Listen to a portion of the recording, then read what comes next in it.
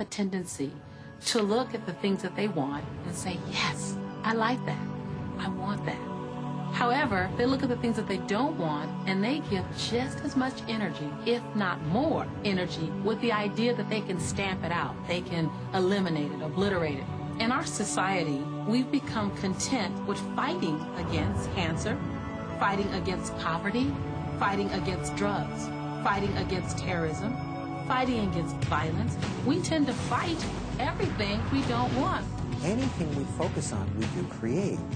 So if we're really angry, for instance, at a war that's going on, or strife, or suffering, we're adding our energy to it. We're pushing ourselves, and all that only creates resistance. The reason that what you resist persists is because if you're resisting something, you're saying, no, I don't want this thing because it makes me feel this way, the way I'm feeling right now. So you're just putting out this really strong emotion of, wow, I really don't like this feeling, and it's there, and it just comes racing towards you. You know, the anti-war movement creates more war. The anti-drug movement has actually created more drugs because we're focusing on what we don't want, drugs. How much sense does it make for us to give the problem all of the energy, as opposed to focusing on trust, love, living in abundance, education, peace? Mother Teresa was brilliant. She said, I will never attend an anti-war rally. If you have a peace rally, invite me. You know, she knew. She understood the secret. I mean, look what she manifested in the world. So if you're anti-war, be pro-peace.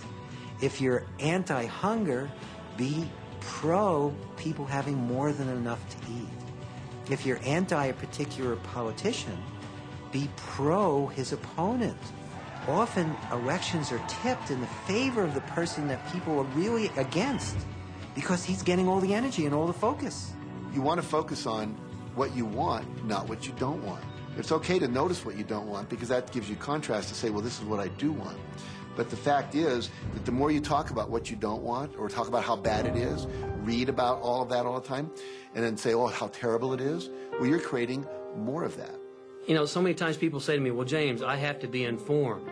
Maybe you have to be informed, but you don't have to be inundated.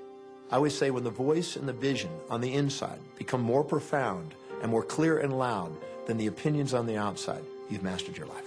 Learn to become still and to take your attention away from what you don't want and all the emotional charge around it and place